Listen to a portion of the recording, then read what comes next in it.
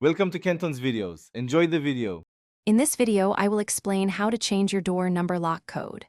First, locate your lock's instruction manual. It contains vital, specific steps for your model.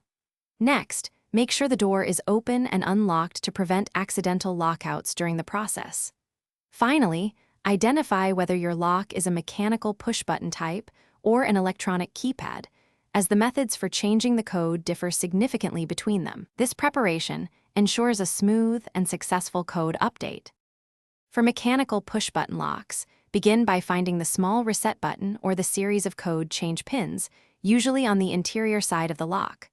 Often, you'll need a small, pointed tool, like a paper clip, to press the button or carefully rearrange the pins according to your manual's instructions. After setting your new code, always test it multiple times with the door wide open. This ensures the code works correctly before you risk locking yourself out. It's a simple, yet crucial step. If you have an electronic keypad lock, the process typically starts by entering your existing master code, followed by a specific programming button. The lock will then guide you through a series of prompts to delete the old user code and input your new, desired code.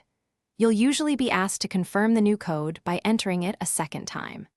Just like with mechanical locks, always test your new code several times while the door is open to ensure it functions perfectly before relying on it.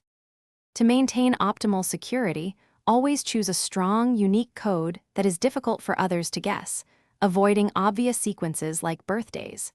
It's also a good practice to change your lock code regularly, perhaps every 3 to 6 months, especially after any staff changes or if you suspect it might be compromised.